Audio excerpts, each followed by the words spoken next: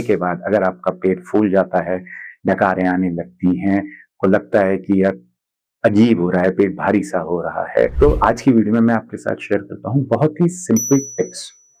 इसको ट्राई करिए 1 हफ्ते तक।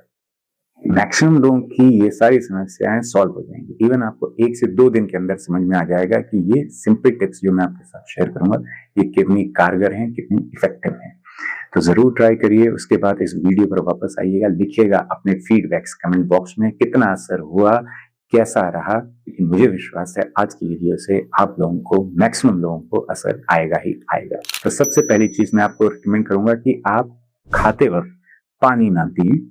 पानी पीने की जगह अगर आपको बहुत ज्यादा प्यास लगती है या कुछ पीने का मन करता है तो आप मट्ठा पीना शुरू करिए। मट्ठा या छाछ या फिर बटर मिल्क कहते हैं, कुछ भी, किसी भी नाम से जो भी है, और उसमें नमक मत डालिएगा। नमक की जगह उसमें आप जीरे का पाउडर डालिए।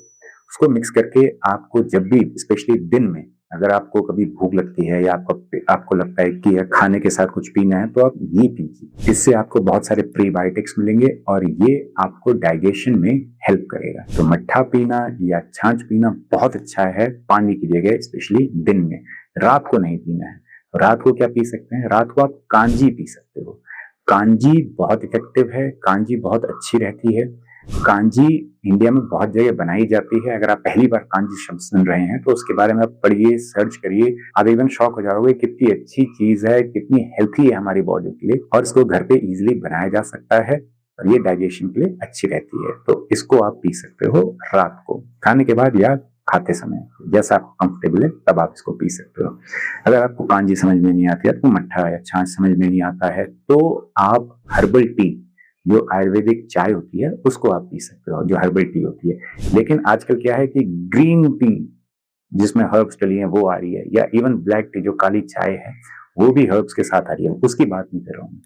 क्लियर शुद्ध हर्बल टी होनी चाहिए, ना उसमें ग्रीन टी होना चाहिए, ना उसमें ब्लैक टी होना चाहिए। काली चाय, हरी चाय, किसी प्रकार की कोई चाय नहीं, सिंपल आपकी हर्बल टी आपको इस्तेमाल करनी है। दूसरी रिकमेंडेशन है आप एप्पल साइडर विनेगर ट्राई करिए।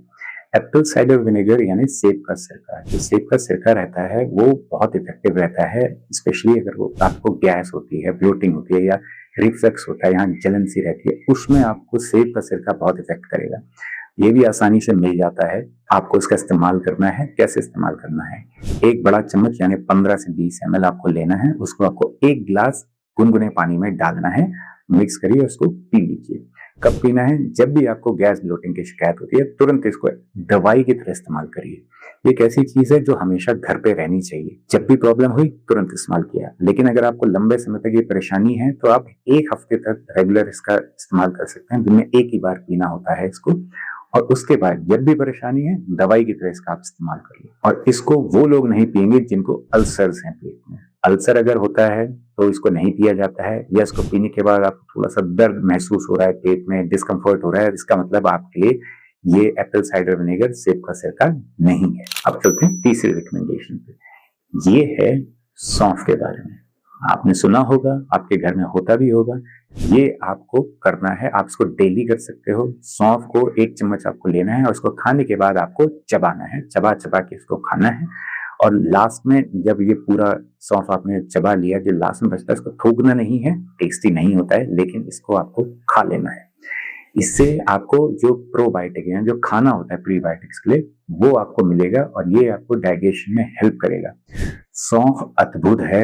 अगर गैस की परेशानी है, गैस से दर्द होता है, पेट एकदम से फूल जाता है, सौंफ एकदम दवाई की तरह काम करती है। सौंफ का एक और फायदा है कि आपका जो मुंह है अंदर, उसकी भी हमेशा इम्यूनिटी अच्छी रहेगी। इवन हल्का फुल्का अगर कोई इन्फ्लेमेशन है, सूजन है, उसको भी कम करने में ये हेल्प करेगा। दांत अच्छे रखेगा, मजबूत रखेगा, दांतों के लिए अच्छा है। तो सौंफ का जरूर इस्तेमाल करिए, अच्छा रहेगा। अगली मेरी रिकमेंडेशन है कि खाना आपको चबा चबा के खाना है। ये आपने 10 बार सुनी भी होगी, लेकिन मैं फिर भी आपको याद दिलाना चाहता हूँ। इससे क्या होता है, जो हमारा सलाइवा है यानी जो हमारा थूक है, उसमें ना बहुत सारे अच्छे एंजाइम्स होते हैं, डाइजेस्टिव एंजाइम्स कहते हैं, जो हमें डाइजेशन में हेल्प करते हैं, जिससे गैस ब्लोटिंग की समस्या ना हो, हमारा जो खाना है वो अच्छी तरह से पच जाए। तो जितना आप चबाएंगे उतना हमारा जो मुंह है, वो जो ये सलाइवा है यानी जो ये थूक है वो बनाएगा, वो सब खाने के साथ मिक्स होगा, उसके साथ नीचे जाएगा पेट में, वहां पर इसका अच्छे से डाइजेशन होगा जो खाना है उसका। अगली जो आपको आदत डालनी है वो है खाने के बाद चलने की। कम से कम 5-10 मिनट आप आदत डालिए खाने के तुरंत बाद चलने की। सुनने में बहुत आसान है, आपने 10 बार सुना भी होगा, लेकिन ये करना है। क्यों? पहला, ये इससे आपका डाइजेशन अच्छा होगा, आपका खाना जो है वो स्टमक अच्छी तरह से डाइजेस्ट होगा। दूसरा है कि जो इंसुलिन स्पाइक होता है हमारी बॉडी में, या जो ब्लड ग्लूकोज अगर बढ़ता है, वो भी थोड़ा सा बैलेंस हो सकता है इससे। क्यों? क्योंकि आपने मूवमेंट किया, तो जो हमारे ब्लड में, हमारे खून में जो एक्स्ट्रा ग्लूकोज घूम रहा है, वो हमारा बॉडी थोड़ा सा यूज कर लेगी जब हमारा मूवमेंट होगा। खाने के बाद मूवमेंट करना बहुत जरूरी है।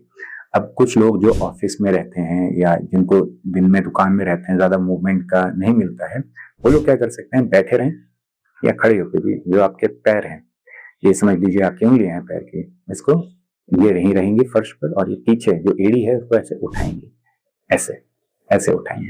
तो ये जो काफ रेजेस हैं, इसको काफ रेजेस कहते हैं, इससे भी आपको अच्छे इफेक्ट मिलेंगे। तो खाने के बाद इसको भी आप कर सकते हैं दिन में जब आप वर्क पर हैं, और शाम को खाने के बाद आप घूमने की आदत डालिए, और थोड़ा सा दिन में थोड़ा सा स्ट्रेच कर लिया, थोड़ा सा हाथ पैर घुमा लिए, ये भी हेल्प करेगा। छोटी चीजें हैं लेकिन इफेक्टिव रहेगी। देखिए, मैं ये नहीं कह रहा हूँ आप दौड़ लगाइए या आप जिम जाइए खाने के तुरंत बाद, नहीं, ऐसा नहीं करना है, ये शरीर के लिए हानिकारक है। हाँ, वज्रासन बहुत अच्छा है खाने के बाद। खाने के बाद आप वज्रासन में बैठिए 1000 तक गिनती के लिए, ये करीब आपका 3 से 5 मिनट लेगा। ये करिए, इससे भी आपको डाइजेशन में बहुत हेल्प मिलती है। ये है मेरी कुछ छोटी छोटी सिंपल टिप्स, ट्राई करिए। मेरे को इंतजार रहेगा आपके फीडबैक्स का। मुझे विश्वास है मैक्सिमम लोगों को इससे आराम मिलेगा, तो जरूर करिएगा। मिलते हैं अगली वीडियो में एक बड़ी मुस्कुराहट के साथ। तब तक के लिए हंसते रहिए, मुस्कुराते रहिए।